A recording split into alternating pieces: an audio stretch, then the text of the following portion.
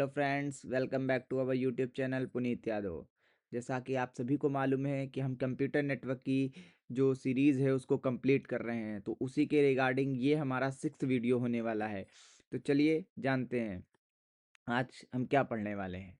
ठीक है, तो पहले जो कंप्यूटर नेटवर्क का टॉपिक है उसको समझ लेते हैं। जो EMRS का हमारा जो है टॉपिक है, तो उसमें हम एवोल्यूशन ऑफ कंप्यूटर नेटवर्क को कंप्लीट कर चुके हैं। कम्युनिकेशन टर्मिनोलॉजीज हमारा कंप्लीट हो चुका है। पैकेट स्विचिंग हमारा कंप्लीट हो चुका है। आईपी एड्रेस हमारा कंप्लीट हो चुका है। और इसके अलावा सॉरी माफ़ करिएगा, इसके अलावा टीसीपी आईपी मॉडल और टीसीपी आईपी मॉडल और क्या कहते हैं ओएसआई मॉडल, दोनों ही टॉपिक को हम कंप्लीट कर चुके हैं। तो अगर आपने वो वीडियोस नहीं देखे हैं तो वो वीडियोस आप जाकर के पहले चेकआउट कर सकते हैं हमारे इस चैनल पे। यहाँ पे आपको सारे वीडियोस मिल जाएंगे। इसकी एक प्लेलिस्ट भी बनी है और उस प्लेलिस्ट में जाकर के आप जो है इस वीडियो को, ये प्लेलिस्ट को एक्सेस कर सकते हैं। ठीक है, तो आज हम पढ़ने वाले हैं ट्रांसमिशन मीडिया के बारे में कि ट्रांसमिशन मीडिया क्या है, वायर्ड कम्युनिकेशन मीडिया क्या है ना, और वायरलेस कम्युनिकेशन मीडिया क्या है। तो चलिए स्टार्ट करते हैं ज़्यादा टाइम वेस्ट ना करते हुए। ठीक है,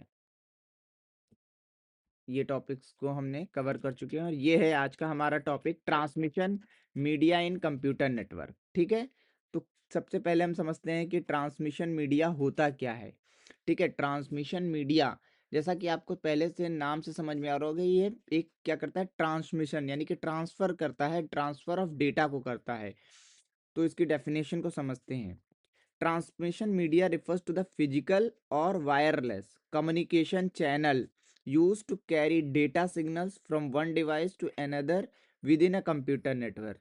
यानी कि जो ट्रांसमिशन मीडिया है एक तरह का क्या है, फिजिकल यानी कि वायर्ड जिसको बोल सकते हो, और वायरलेस कम्युनिकेशन चैनल है। जैसे कि क्या कर रहे हैं, एक सोर्स से लेकर के डेस्टिनेशन तक कोई भी डेटा किस तरह से या कोई भी इंफॉर्मेशन किस तरह से ट्रांसफर कर मतलब जो है ट्रांसफर होगी, उसके बीच का जो मीडियम है उसका काम करता है ट्रांसमिशन मीडिया। ठीक है, तो उसी को हम समझने वाले हैं कि एक सोर्स से लेकर के दूसरे डेस्टिनेशन तक, मतलब सोर्स से लेकर डेस्टिनेशन तक जो डेटा हमारा या इंफॉर्मेशन हमारा एक्सचेंज हो रहा है, शेयर हो रहा है, तो वो किस मीडियम से जा रहा है, that is called transmission media. ठीक है, तो ये जो डिसाइड होता है किसके बेसिस पे होता है कि ट्रांसमिशन मीडिया हम डिसाइड किसके बेसिस पे करते हैं, तो उसका जो फैक्टर्स हैं उसको हम समझ लेते हैं। चलिए यहाँ पे एक सेकेंड, मैंने अब शुरू करते हैं अपना ये चीज़। जो सिलेक्शन ऑफ ट्रांसमिशन मीडिया है वो डिपेंड करता है कि डिस्टेंस कितनी है, कि हमको कितने डिस्टेंस पे जो है डेटा को ट्रांसफ़र करना है।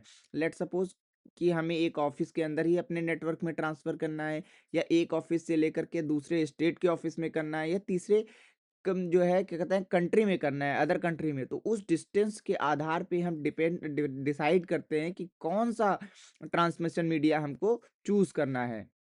ठीक है, और इसके बाद डेटा ट्रांसफर की स्पीड, यानी कि जो बैंडविथ होगी, बैंडविथ अगर आपको नहीं पता है तो पहले मैं बता चुका हूँ वीडियो में, आप जाकर के डिटेल में देख सकते हैं। बैंडविथ क्या होती है, बैंडविथ होता है कि कितना डेटा हम जो है वो कैरी आउट कर सकता है, मतलब कि वो जो आपका ट्रांसमिशन मीडिया है वो एक साथ में कितना डेटा कैरी आउट कर सकता है, उसकी है ना स्पीड ऑफ डेटा, और उसकी स्पीड को जो है मेंटेन रख सकता है, वो चीज़ है। Susceptibility to interface and noise, अब ये भी है कि जब डेटा लॉन्ग डिस्टेंस पे ट्रेवल करता है तो क्या होता है कि बीच में बहुत सारे नॉइस और डिस्टरबेंस भी होती हैं, तो उसको कैसे हैंडल करता है ये transmission media, that is also important.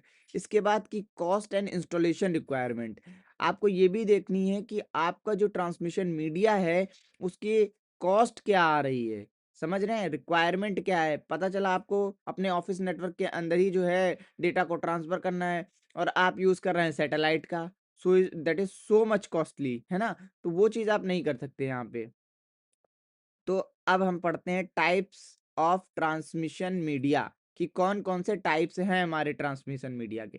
तो जैसा मैंने पहले ही बताया था, वायरलेस और वायर्ड दो होते हैं। जो वायर्ड है वो है हमारा गाइडेड, यानी गाइडेड मीडिया क्या है, वायर्ड वाला। ठीक है, इसको हम वायर्ड बोलते हैं, गाइडेड मीडिया हमारा है वायर्ड। ठीक है, और जो तुम्हारा अनगाइडेड मीडिया है उसको हम लोग बोलते हैं वायरलेस। ठीक है, वायरलेस मीडिया जो होता है वो हमारा क्या होता है, वायरलेस मीडिया जो होता है वो होता है हमारा अनगाइडेड, ठीक है। अब गाइडेड में आपके तीन चीजें आती हैं, एक ट्विस्टेड पेयर केबल आती है, दूसरी आती है कोएक्सियल केबल, तीसरी आती है फाइबर ऑप्टिक्स। तीनों के बारे में हम डिटेल में पढ़ेंगे। जो ट्विस्टेड सॉरी माफ करिएगा, जो ट्विस्टेड पेयर केबल है उसमें दो तरह के ट्विस्टेड पेयर केबल आती हैं। एक आती है आपकी एसटीपी यानी कि सील्डेड ट्रांसफर सील्डेड, और एक आती है अनसील्डेड ट्रांसमिशन, ठीक है, ट्रांसफर प्रोटोकॉल। यानी कि आपका एक सील्डेड होगा एक अनसील्डेड होगा, ठीक है। और अनगाइडेड में आपकी रेडियो वेव्स, माइक्रोवेव्स, इंफ्रारेड्स होंगी। अब एक एक को डिटेल में पढ़ते हैं। अनसील्डेड ट्विस्टेड पेयर, ठीक। अनसील्डेड ट्विस्टेड पेयर क्या होता है?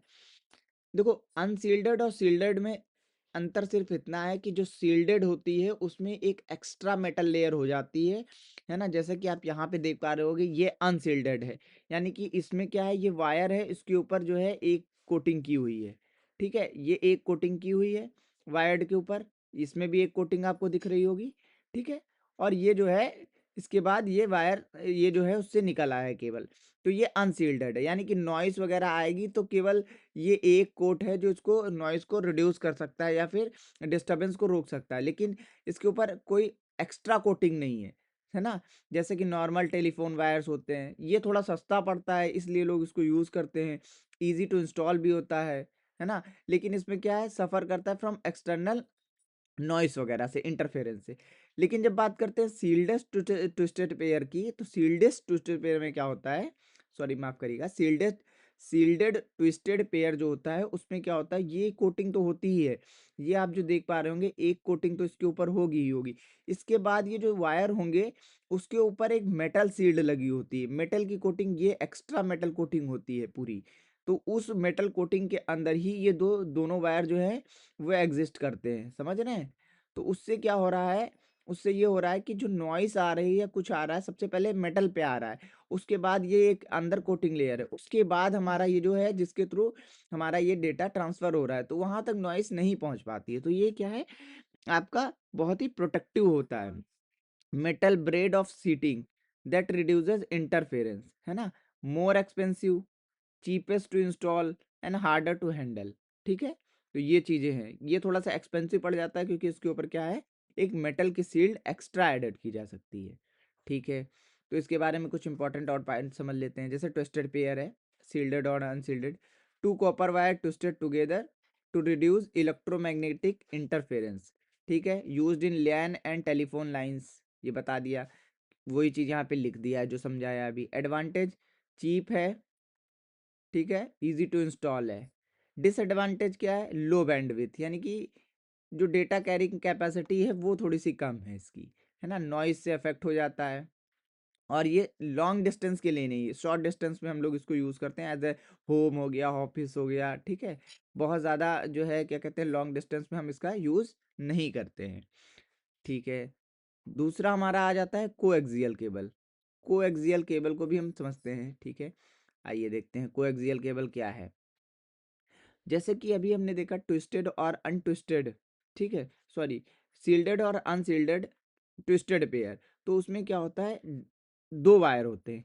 लेकिन जो हमारी कोएक्सियल केबल होती है उसमें एक ही सिंगल वायर होता है, उस सिंगल वायर के अंदर ही इतने सारे लेयर्स होते हैं, ठीक है।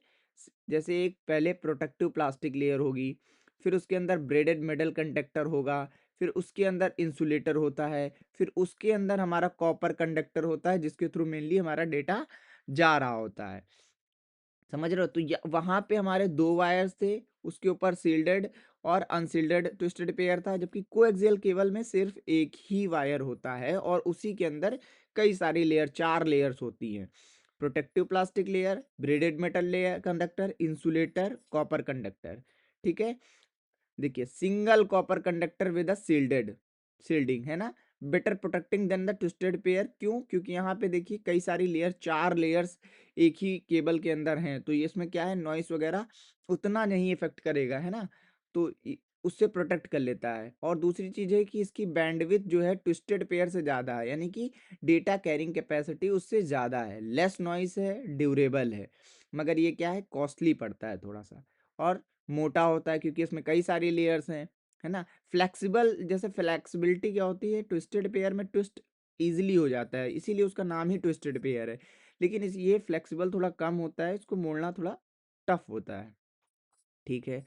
अब हमारा तीसरा केबल है, और जो आपने देखा होगा कि समुद्र के नीचे से वायर्स वगैरह लिए जाती है, वो होते हैं ऑप्टिकल फाइबर्स, जो कि थोड़ा लॉन्ग डिस्टेंस में यूज होते हैं, ठीक है, यूजेस अ लाइट सिग्नल। और इनके अंदर जो सिग्नल या डेटा हमारा होता है टोटल इंटरनल रिफ्लेक्शन के थ्रू होता है ना। यहाँ पे आपको देख सकते हैं, ये देखिए, यहाँ पे डेटा हमारा ऐसे ट्रेवल करता है, यहाँ से ऐसे जाता है, ऐसे ऐसे करके, है ना। टोटल इंटरनल रिफ्लेक्शन होता है, और ये फास्टेस्ट होता है ना। तो ये जो होता है फास्टेस्ट होता है, मेड किससे बना होता है, ग्लास और प्लास्टिक फाइबर से, ठीक है। वेरी हाई स्पीड होती है इसकी, लॉन्ग डिस्टेंस में हम इसको यूज़ करते हैं, सिंगल मोड और मल्टी मोड दोनों में होता है।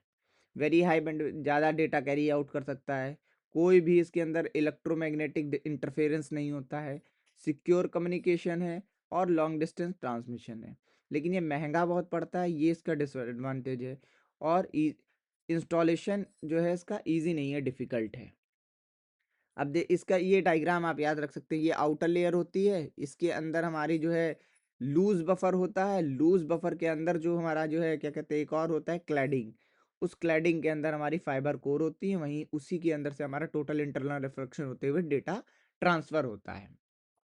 तो ये थे आपके जो है वायर्ड वायर्ड वाले ट्रांसमिशन मीडिया। जैसा कि यहाँ पे एक पोर्शन हमने कंप्लीट कर दिया, वायर्ड वायर्ड वाले गाइडेड मीडिया, यानी कि वायर्ड ट्विस्टेड पेयर, जिसमें आपका सील्डेड ट्विस्टेड पेयर और अनसील्डेड ट्विस्टेड पेयर है, कोएक्सियल केबल है, और फाइबर ऑप्टिक्स है। अनगाइडेड में अब हम बात करने वाले हैं अनगाइडेड या वायरलेस, जैसे वाईफाई, ब्लूटूथ, है ना, सैटेलाइट। तो ये सब क्या है, वायरलेस यानी कि अनगाइडेड है। इसमें क्या है, रेडियो वेव्स, माइक्रोवेव्स और इंफ्रारेड। चलिए अब इनके बारे में एक एक करके बात करते हैं,